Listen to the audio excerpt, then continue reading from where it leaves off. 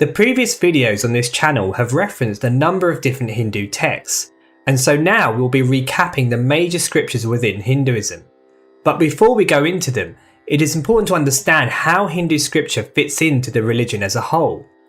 Ultimately, Sanatana Dharma is a series of different methodologies and pathways that take the seeking individual to God.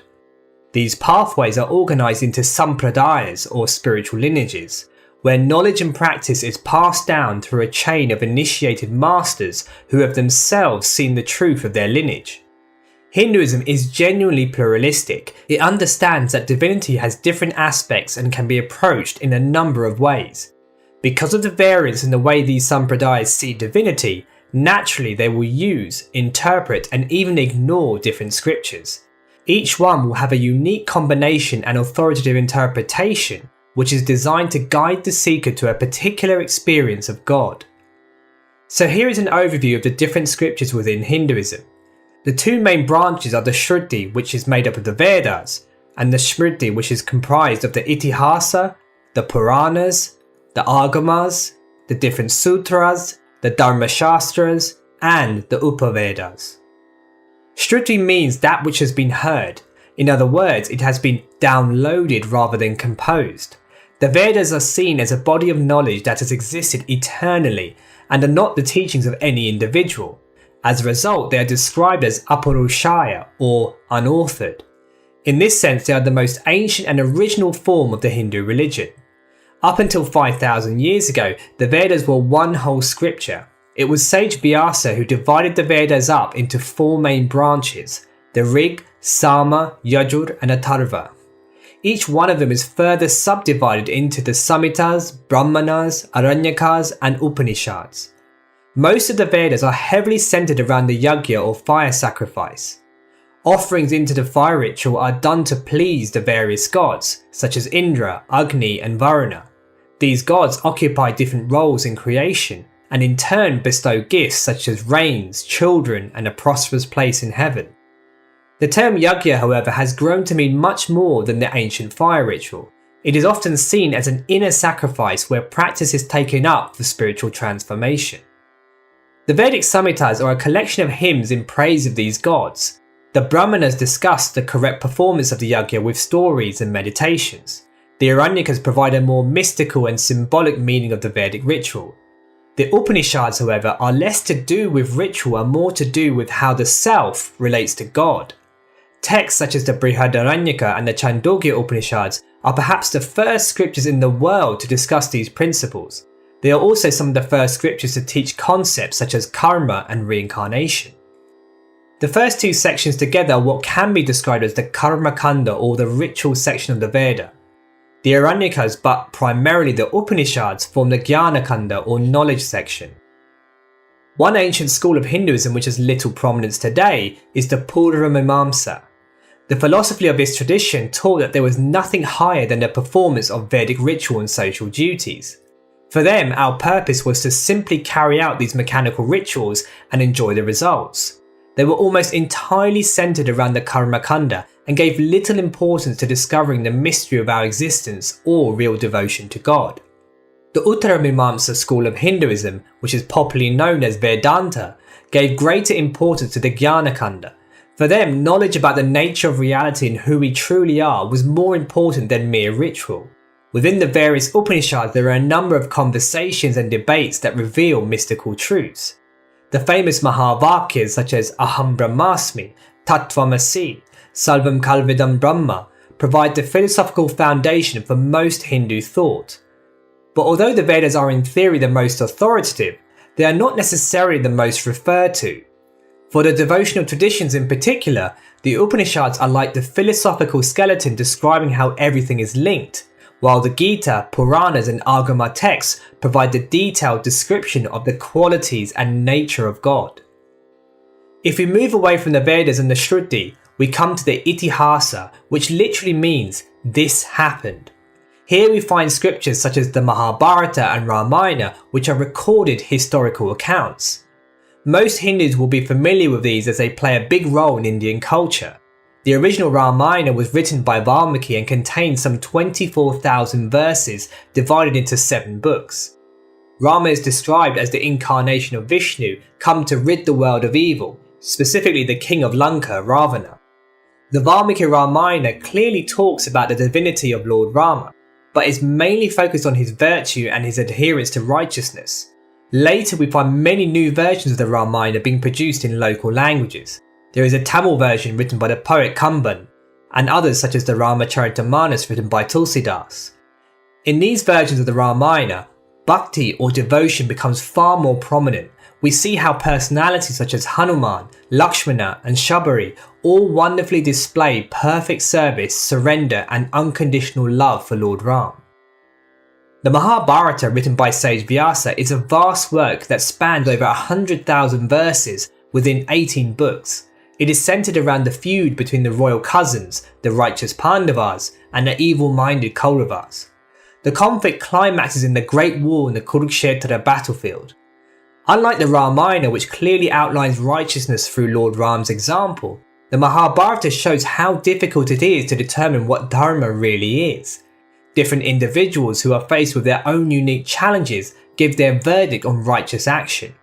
The reader is constantly asked whether dharma is purely about virtue, or whether it is about fulfilling our position in society, or whether it is about doing whatever it takes to be liberated from birth and death.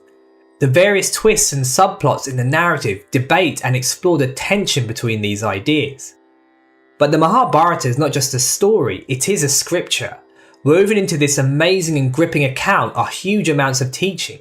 For instance, there are around 500 chapters where Bhishma discourses at length. He discusses topics from how to rule a kingdom, the conduct of a warrior, vegetarianism, devotion to Vishnu, and much more. Although Krishna is not the main personality, he is explicitly declared repeatedly as the Supreme Lord. Throughout this thrilling story, we see how he guides and orchestrates events to ensure the success of the Pandavas. But the crown jewel of the Mahabharata is the Bhagavad Gita. When faced with the prospect of destroying the Kauravas and the rest of his family, Arjuna is overcome with emotion and loses the will to fight. He surrenders to Krishna, who has taken the role of his charioteer, and from there begins one of the greatest of all dialogues. In 18 chapters and 700 verses, Krishna discusses Sankhya, how the eternal soul is different from the material world, Karma Yoga, how to act without attachment to results, and he discusses Dhyana Yoga, how to still the mind in meditation. But it is primarily in the middle 6 chapters that Krishna explicitly talks about himself as the Supreme Lord, the origin and sustainer of all that exists. He teaches Arjuna the way of Bhakti Yoga and how one can have a mutual loving relationship with a personal God.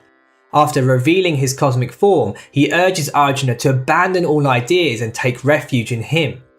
Although the Gita is part of the Mahabharata, it has grown to become independent of it, and in many ways it is the flagship scripture of Hinduism.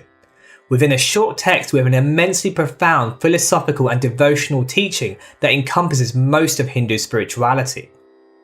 Next we have the Puranas. There are 18 major ones, and amongst these we have Vaishnava Puranas such as the Bhagavat and the Vishnu Purana, who hold Narayana or Krishna as the Supreme Lord. There are Shaivite Puranas which place Shiva as the Supreme, and there are also passages in certain Puranic texts such as the Markandeya Purana which venerate Devi as the highest. The Puranas are very devotional, describing the qualities of the Supreme Deity, their pastimes, their interactions with devotees, and their various avatars or incarnations on earth. Typically, each Purana explains topics like the creation of the universe, the different yugas or ages of time, and the various family dynasties right from the first man. There is also an incredible amount of philosophy and knowledge on how to worship. Perhaps the most famous of all the Puranas is the Bhagavat. Also written by Vyasa, there are between 16 to 18,000 verses spread over 12 books. Through the various narrations of Lord Vishnu, the reader is taken on a devotional journey. The peak of this experience lies in the 10th book, which describes the events of Lord Krishna. While the Mahabharata mentions him as one character among many others, the Bhagavad Purana is completely centered on Krishna. His birth, his relations with the residents of Vrindavan, the many demons that he killed, his royal life in Dwaraka, and the end of his advent are all recorded. The Bhagavad Purana is a meditation specifically designed to awaken bhakti, pure love for God. Within the different theistic movements such as Vaishnavism, Shaivism and Shaktism, there are also various ways of worship. There are ritual procedures, festivals, mantras, yoga meditation techniques and specific descriptions on temple structure unique to that deity. All of this knowledge is found in the Tantric Agama scriptures. Texts such as the Pancharatra for Vaishnavas outline how to worship and what customs and etiquette to adhere to. The Shaiva Siddhanta does the same for Shaivites. The Agamas provide an orthodox base for the lived devotional practice within Hinduism. The sutras are very short, terse statements, often just a few words long. Because they are so brief, they often need commentaries to draw out their meaning.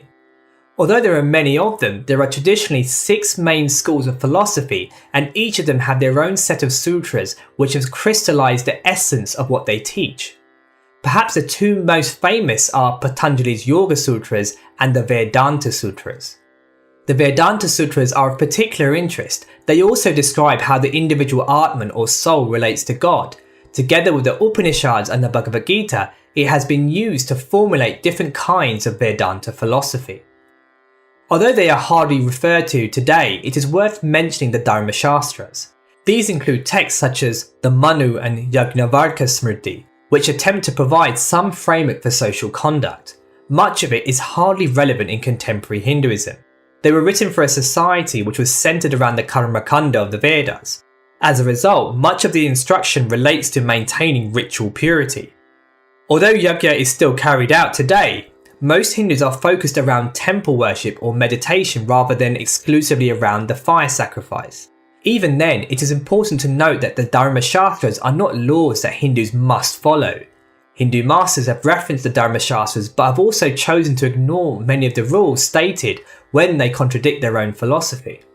But it is not only religion and spiritual truth which Hindu scripture covers. There are a number of non-religious texts in the Upavedas.